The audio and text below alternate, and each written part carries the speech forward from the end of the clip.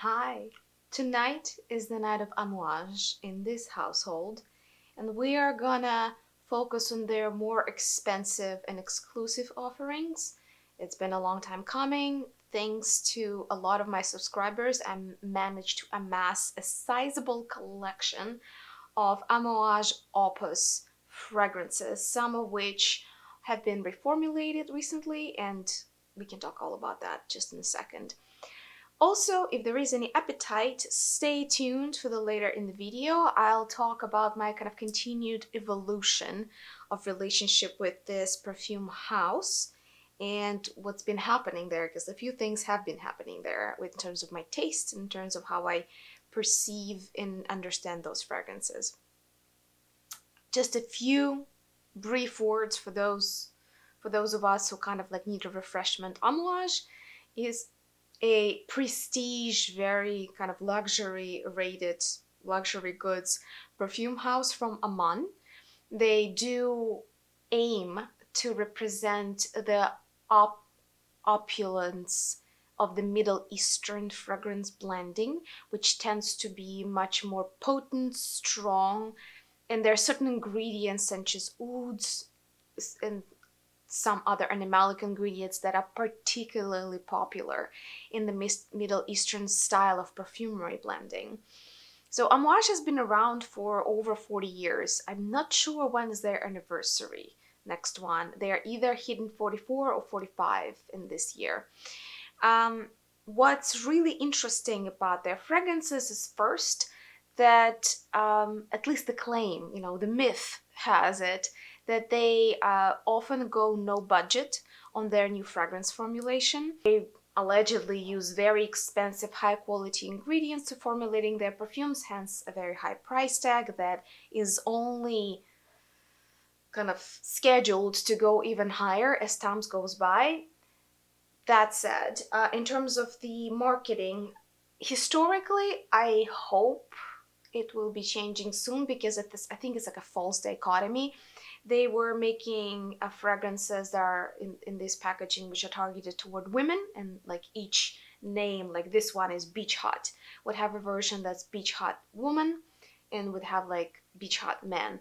The fragrances marketed toward men would have more like a, I don't know if these forms are supposed to represent anything. I haven't dove that much into it, but that's what they usually look like. Good things for those of us who are perfume collectors and like really like to rigorously and thoughtfully curate where we spend my money and what kind of bottles are worth bringing full size into our collections. Here we have good and bad news. Good news is that Amouage is very, very much a collectible.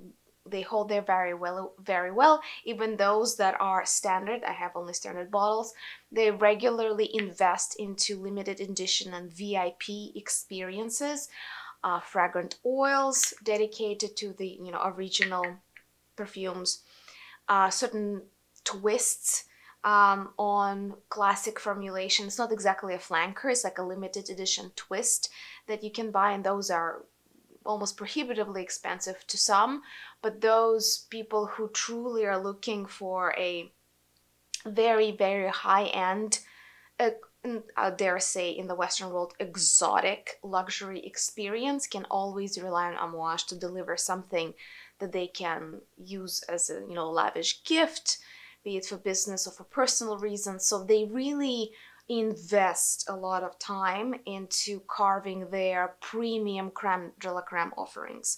So a brand that's worth watching, that's good to collect. They've ramped up their release schedule a bit, quite a bit, I dare say. So they are releasing way more fragrances than before. That kind of dampens the brand value. Like if you start issuing things too often, and I talk about the fragrance forecast and kind of the industry trends for 2024. If you are curious to dive deeper and to kind of like put on your almost conspiracy hat, like I do share a lot of speculative but scientifically grounded truths there.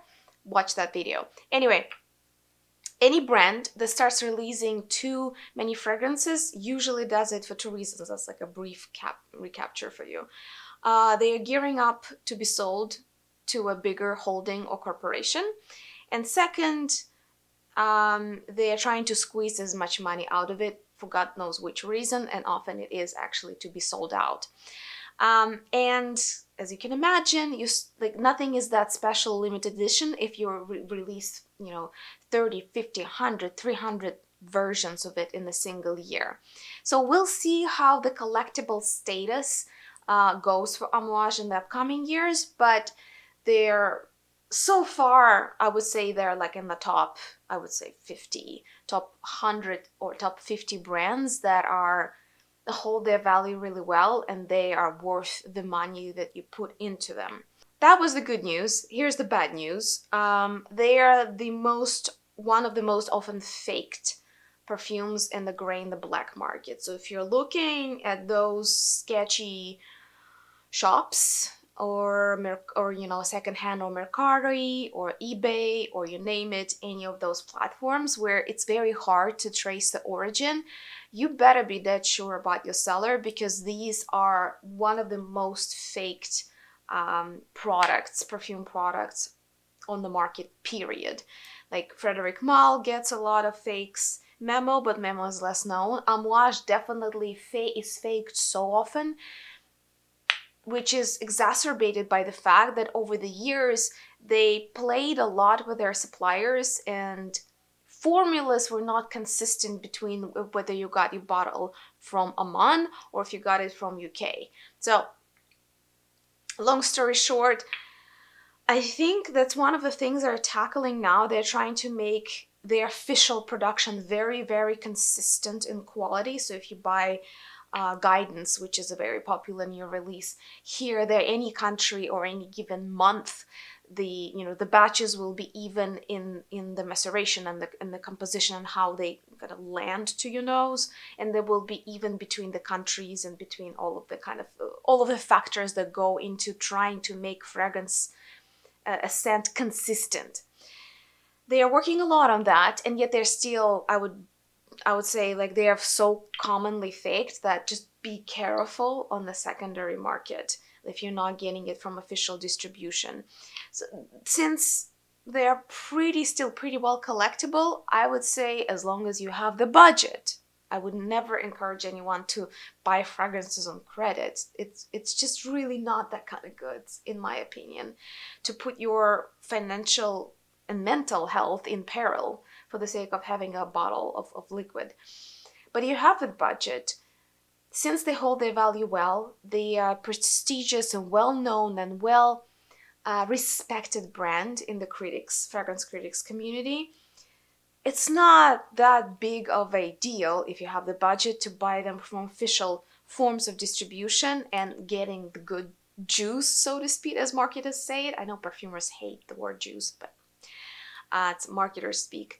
Get the good juice and not worrying about, like, am I actually smelling what I'm supposed to be smelling? Or, did I save $50-$70 and got like God knows what made God knows where? That's my 20 cents about the brand, just like a gentle reminder. And now let's go to their very, very exquisite offerings. I know these are very hard to come by, so I just want to again thank my subscribers who made this video possible by sending me the samples.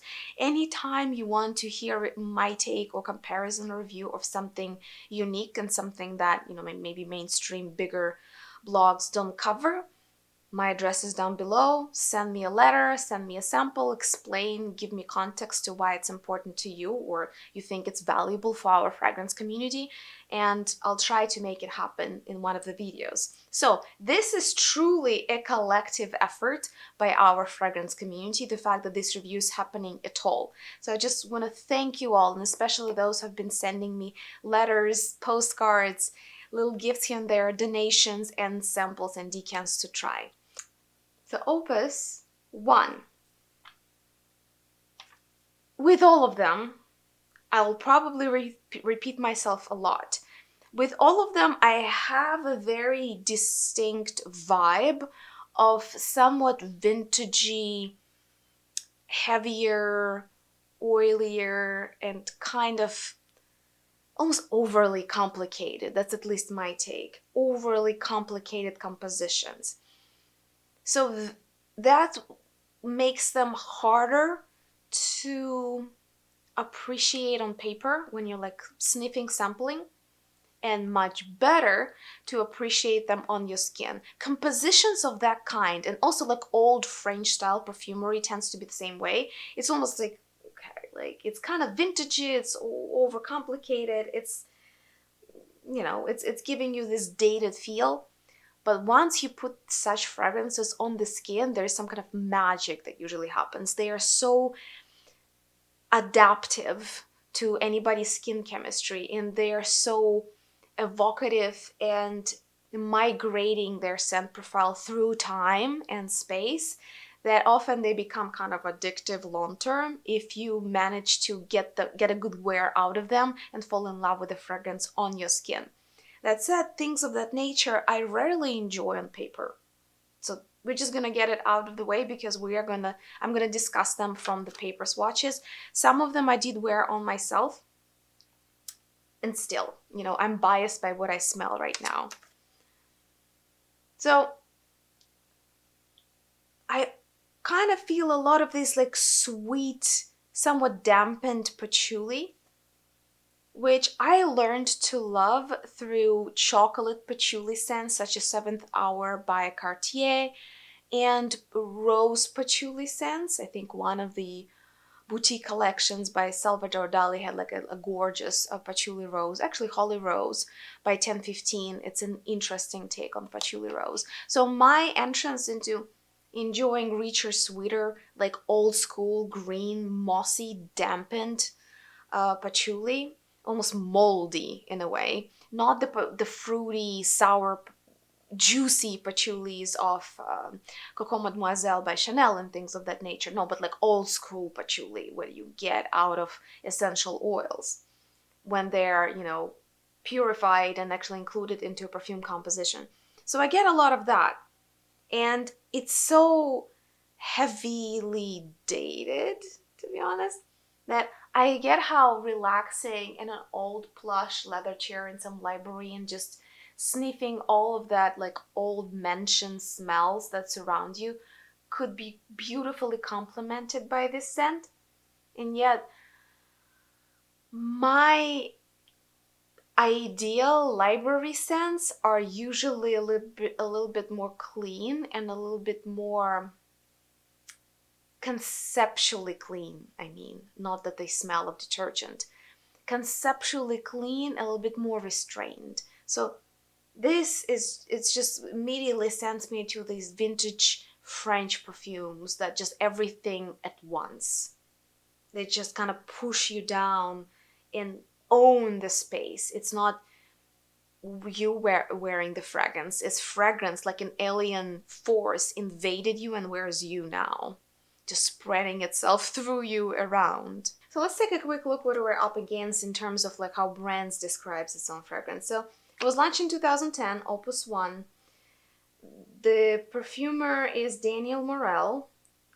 Cardamom, bitter orange plum, middle notes, ylang ylang. Yeah, this sweetness, I tend not to like when marketers say that there is a ylang ylang accord. Obviously, it's a concoction of aromatic chemicals. To me, ylang ylang, when it's mentioned, it's always some kind of caramelly, cheap candy smell, and I personally never gravitate toward that kind of sweetness. Tuberose, jasmine, rose, and lily of the valley. Base notes: incense, papyrus, gaiac wood, tontabin, sandalwood, vetiver, and Virginia cedar. Amouage descriptions are so elaborate, and they have like 60 to 80 ingredients in every fragrance that it almost makes it pointless to quote anything from them. That's just my little 20 cents of feedback.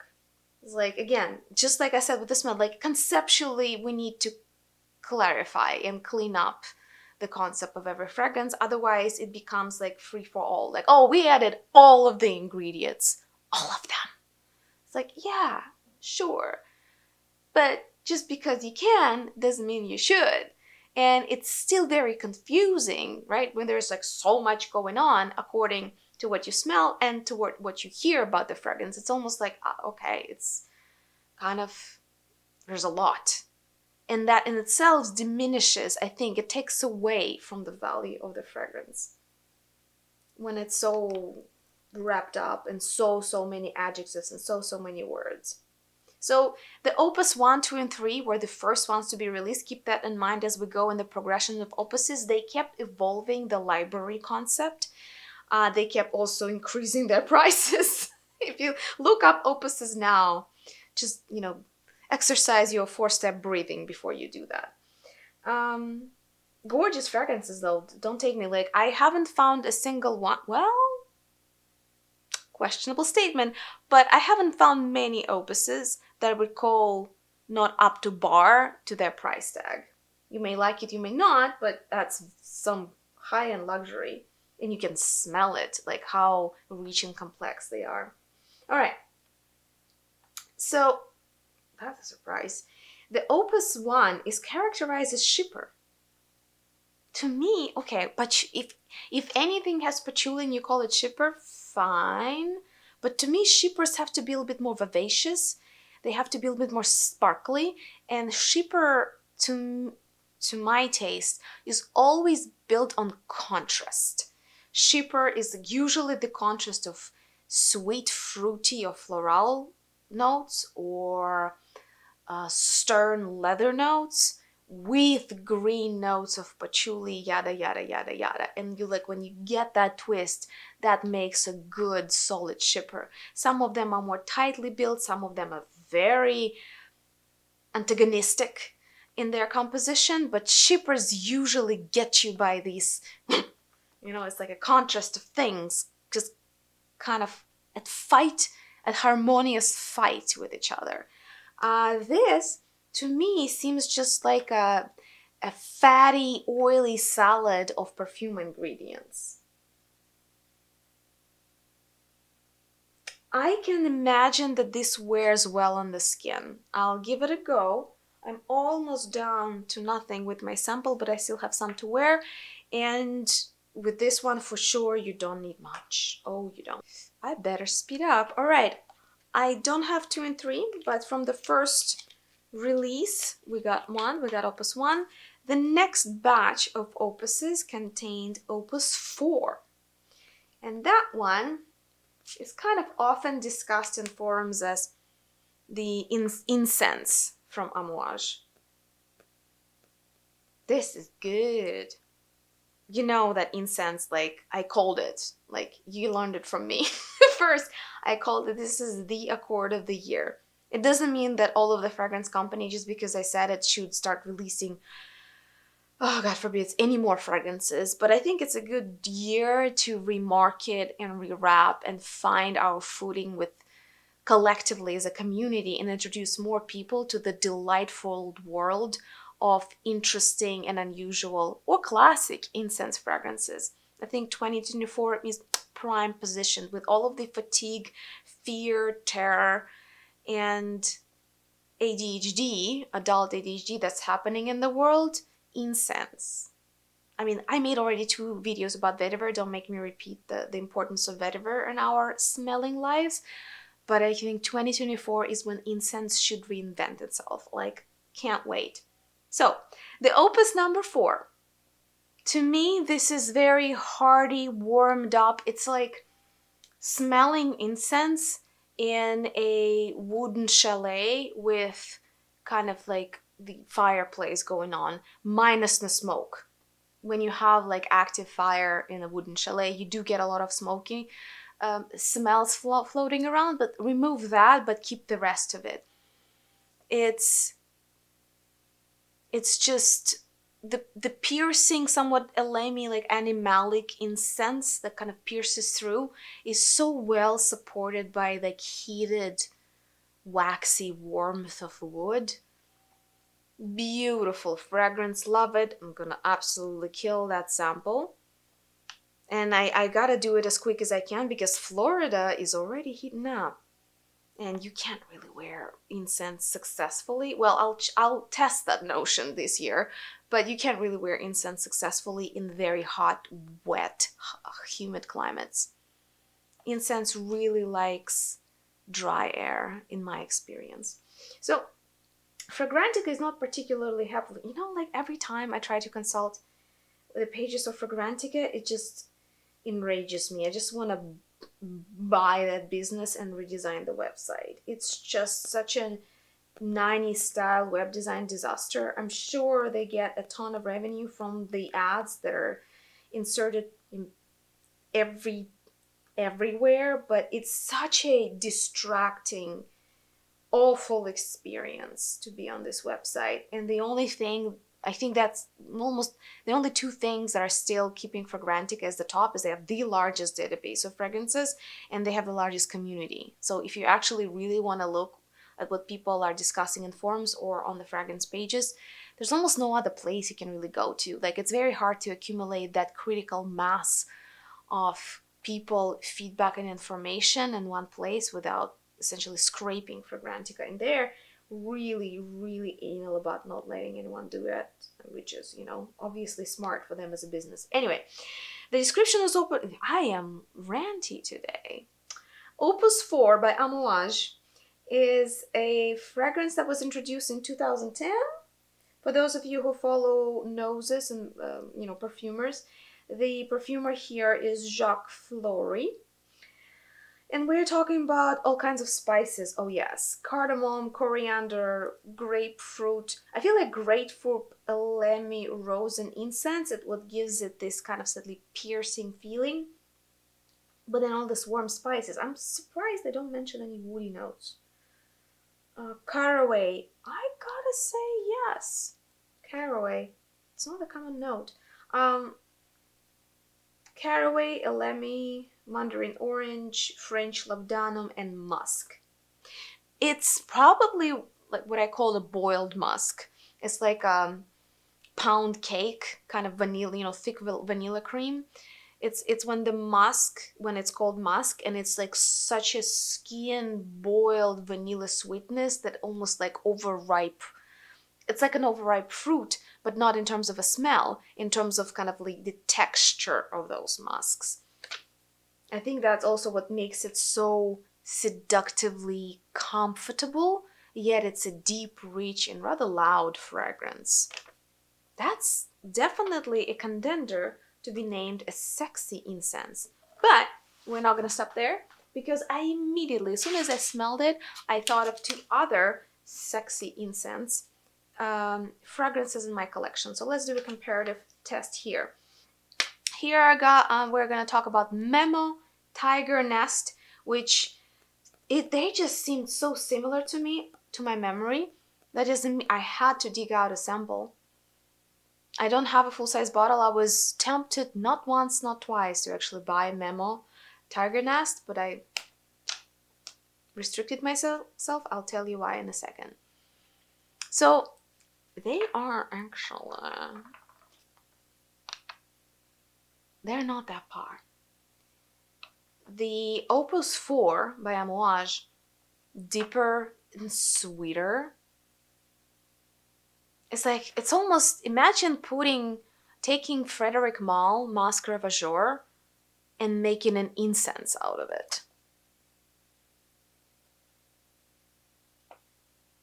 I would say Tiger Nest is more amber plus incense. In comparison, it's simpler, though there's nothing simple about Tiger Nest by Memo. But this is lighter, and I would say conceptually cleaner, which, if you really like Arabic blending, you're not new to 70 ingredient pyramids and things that are so complex that you can study them like books for years. For Western, I find that Western noses prefer cleaner conceptual blending, when you can actually not necessarily take things apart, but you grasp some kind of logical structure. With classical Arabic blending is just bam, gold upon gold upon gold, plus gemstones, plus this. It's just like a pile, like everything good in one place at once. There are people who like it, there are people who find it fatiguing. So, Opus IV is an Arabic style of sweet incense. Memo, Paris, Tiger Nest. It's its clone, it's not like they're brothers, but a Western interpretation of sweet, deep, woody, spicy incense. I would say that Tiger Nest is more wearable. That said, I didn't buy it because my most seductive and sexy incense to date, we'll see how this here goes, is Botafumeiro by Spanish niche brand Carner Barcelona. But I almost went Catalan like Barcelona, like as if I know what I'm talking about. Oh, anyway, so Botafumeiro is also sweet, but this time floral incense, if you can imagine that, with some like kind of almost like an edible vanilla sweetness. So it's even one step up in terms of its lightness and kind of easiness to understand and kind of agreeableness of a fragrance. Each time it's like, aww, isn't that interesting? It's like sweet, romantic, florally, vanilla-ish, and yet here you go, here comes incense, here comes some spicy woody notes on top of that charming fruity vanilla, or floral vanilla, should I say. And in the wear tests, if I'm completely honest, Botafumeiro is just, it's just more accessible. And it's still very niche.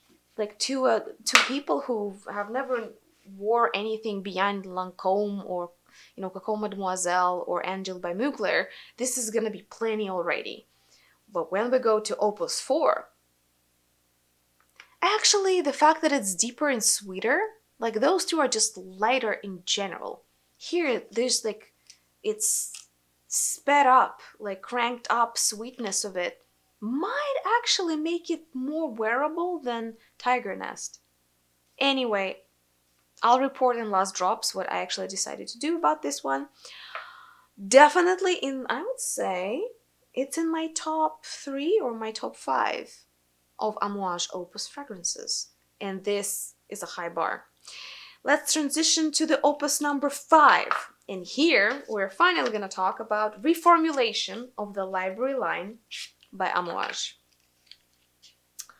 The intrigues, the gossip, the conspiracies that they cheapened the line, promised us the riches of Oman, the gold treasure chests of Middle Eastern fragrance blending, and yet do we believe them?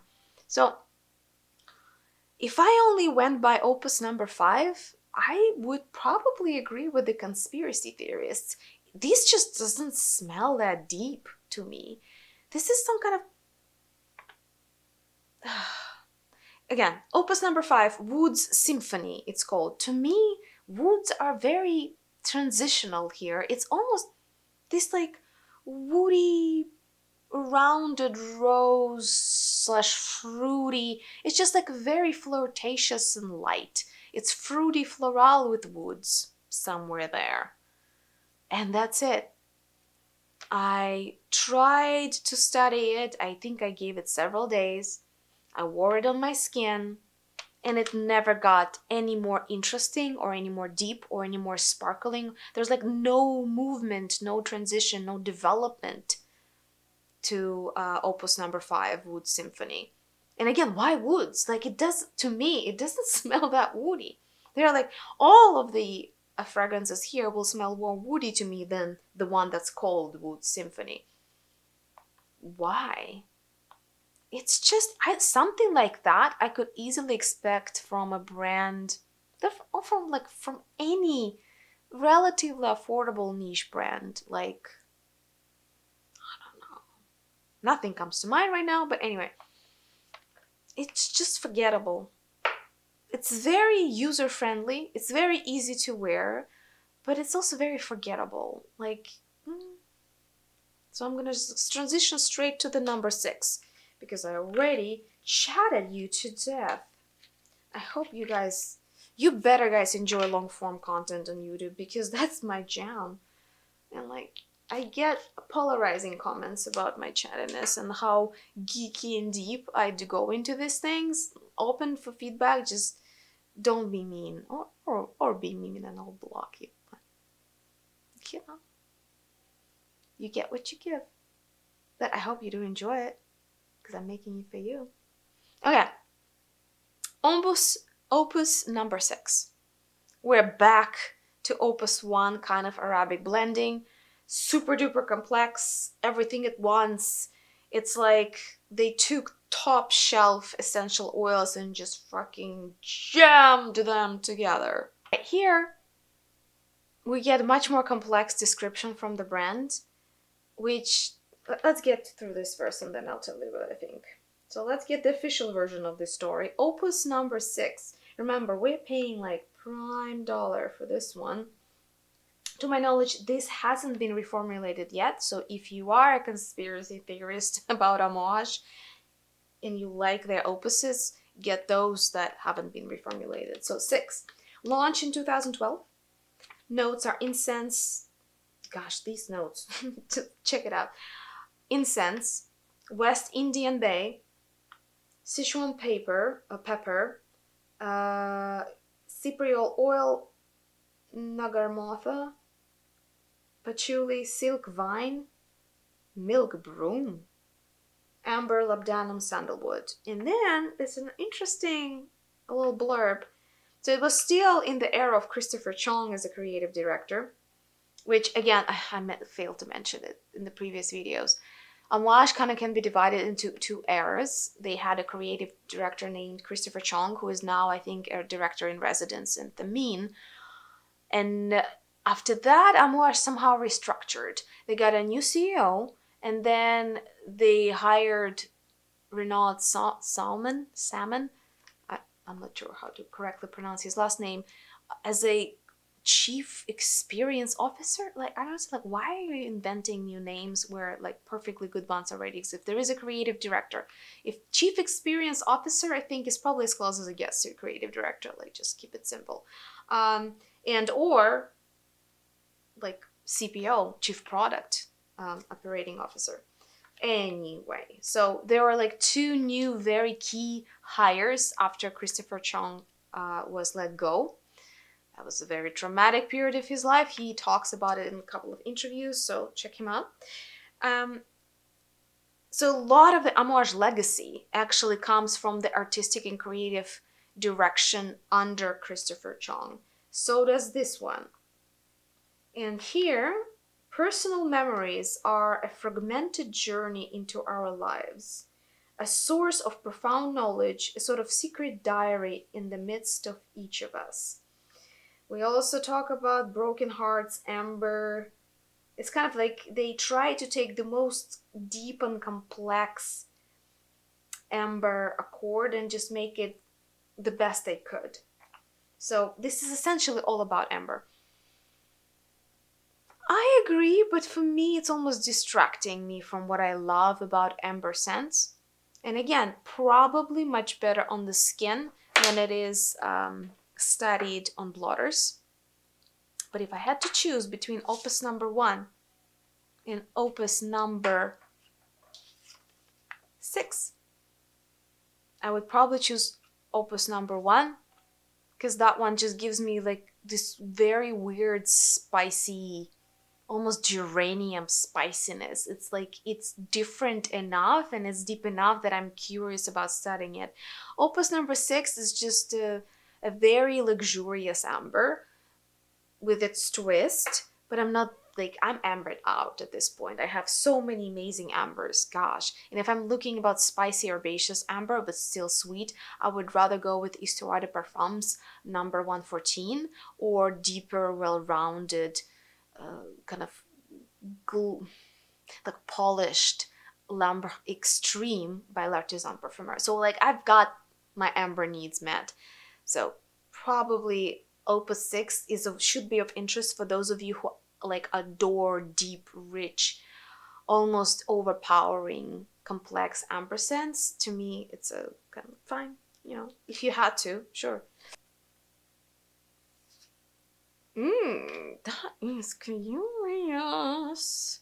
Okay, Opus number 7, I have an older formulation, and this one was reformulated and renamed. So Opus number 7 is now called Reckless Leather. I get why. This is a very polished green fougere with a leathery kind of solo in it. Really not my profile at all. And again, marketers would probably immediately send it to like men's department. Fougeres can work beautifully on men or women. Kind of depends just on your taste, what your nose and it likes, what your brain perceives as pleasant or cool or interesting, and also what's encoded in your memories from childhood, because we have our longest memory is of scents. So it's not about them being feminine or masculine or good or bad. It's about our conditioning to what emotions we associate with certain flavors. So Reckless Leather should not be my cup of tea, but I'm weirdly drawn to it because this one is it's much more Western, I think, in my design, in my perception of the blending design. It's more conceptually clear, it's more polished, it's more focused. I did wear it on myself, and I actually was not as impressed with it on my skin as I was on the blotter. Like on the blotter, it's like I should not like it, but I do. On my skin, it just didn't really have that much life. Kind of stayed flat. So that's the one before reformulation. I can only imagine what the new one is like. Right. Let's do the Opus number 8. I think it's time. We're ready. Opus number 8. Sweet, dark, resinous, and semi-spicy. It kind of brings me back to the 6, which was amber. Yeah, like these are not the same fragrances, obviously, but that's kind of my general confusion about the Opus line. A lot of them smelled very similar to me. I guess it's good if a line has its own DNA that's recognizable, but that also creates more confusion. Like, why do we need dozens at this point, dozens of opuses, if they're kind of like playing off more or less the same game? So the Opus number 6, which was like their best take on amber, and Opus number 8, to me are these like typical super sweet, deep, we got all our best ingredients all in one place kind of scent. Just to be honest, I'm like not sold on it. It's good, it's just not that unique. So let's double check what we have here. That was 2014. So it was a collaboration between Pierre Negrin and Richard Herpin. Top notes are jasmine, orange blossom, and ylang ylang. Middle notes are olibanum, guaiac wood, saffron, vetiver, ginger, West Indian bay, and benzoin. Sweet, rich, deep. Yeah, I'll enjoy it. Kind of forgettable for me. Like it's high quality, deep, sweet fragrance. Kind of like a non-edible gourmand. Awesome. Yeah, but let's move on. Opus number 10. Ugh. Gosh. Ugh. Oh. What takes the cake? I'll have to. Oh, I already marked it as Opus number 10. Oh my god, that's just. Oh. It's like a less repulsive furniture workshop. It's like so much chemical, these almost like acetone chemical lacquer scents that probably will just destroy your lungs if you smell them too much and like make you into a bozo. It's just so, it's a rose. It's a rose with some kind of animalic, God knows, castoreum or something animalic. It's just, oh gosh. words, guys. I just can't. It's one of those piercing animalic roses. A few comparisons come to mind, and I love you that much that I'll make myself go through them.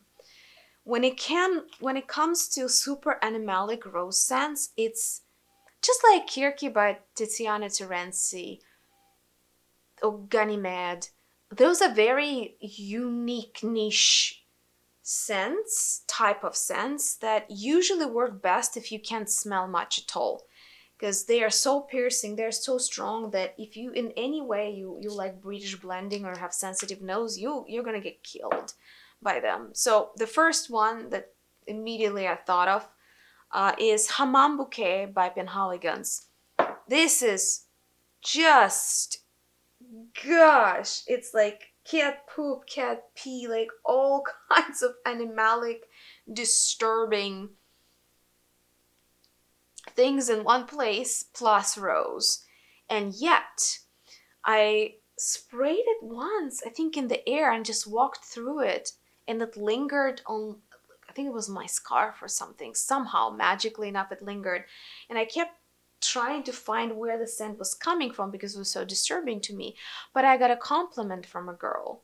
It's like, oh my god, what smells so seductive? So these animalic roses that to me is just like a receptor killer, to certain people can smell exceptionally sexy because they do have these kind of sour sweat, a bit of these, like the real sexy, not the edible desserts, but like what human bodies sometimes truly smell like. And to some people it's like catnip. So if you're into that kind of profile, I would say start with Hammam Bouquet. Again, Penhaligon's also like a very esteemed historical brand. Hammam Bouquet is a historical fragrance. There's a lot that can be said about it alone. And if you are into that kind of stuff, you actually can find it reasonably priced on the secondary market. But back to the Opus number 10, where we increase the price tag 10x. Well, maybe not 10x, but like 3 times. It's not as compared to Hammam Bouquet.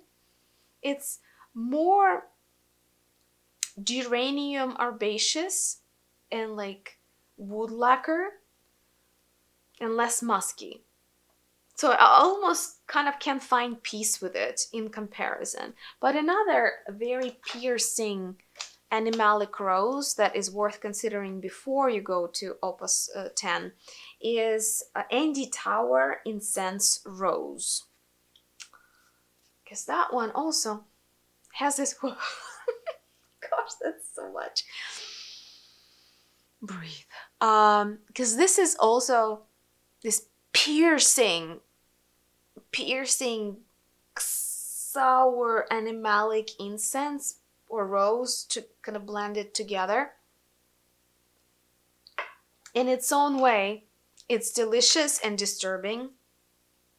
So this is almost like, I would say, like geranium fougere rose plus animalic notes.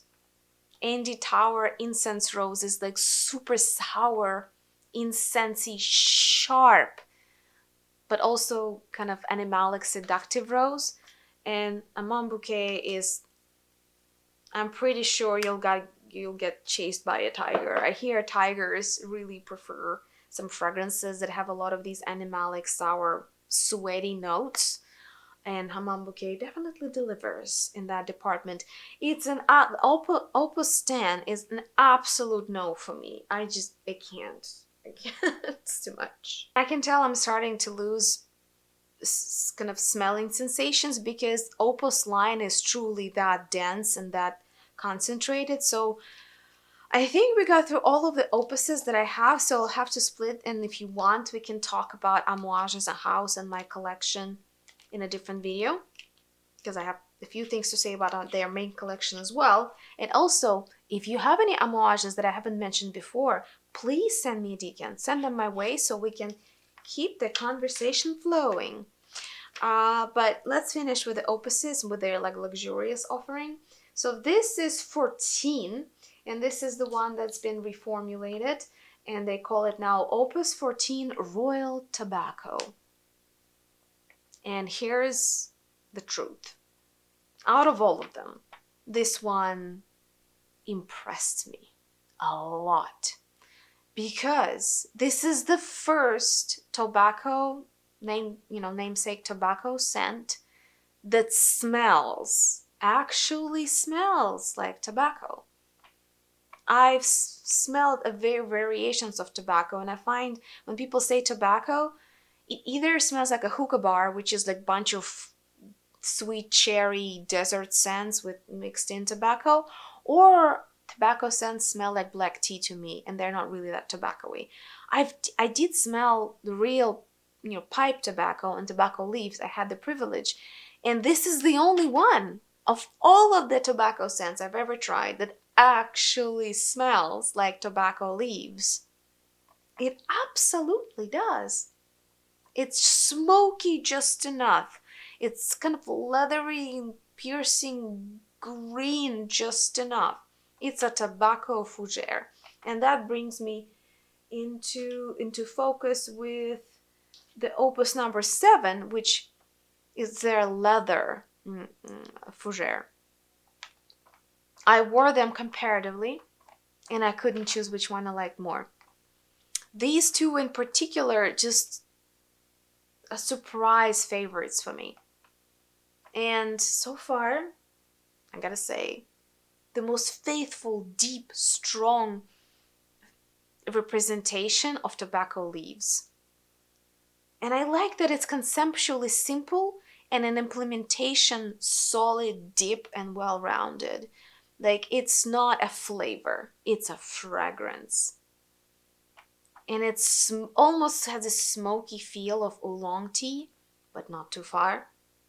It's still very well centered. It's the most genius, the most faithful and deep representation of tobacco leaves that exists on a niche market. I dare say that. I kind of want it, but it's not my cup of tea. I don't. It's just like I respect the skill, and like I'm seduced by the rarity in the quality of the make of this one. Again, this is Opus 14 Royal Tobacco, and by the way, I have a reformulated version, right? And it's just hands down cool. Just hands down cool. Yeah, most likely it will be marketed toward men. I don't care. It's just cool. It's so badass. It's so debonair.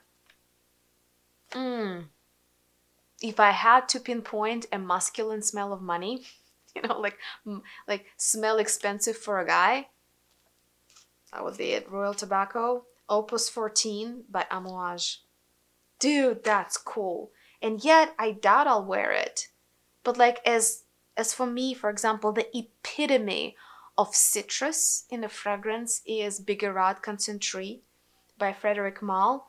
This, at this point, just set a very high bar for any tobacco scent on the market by Amouage.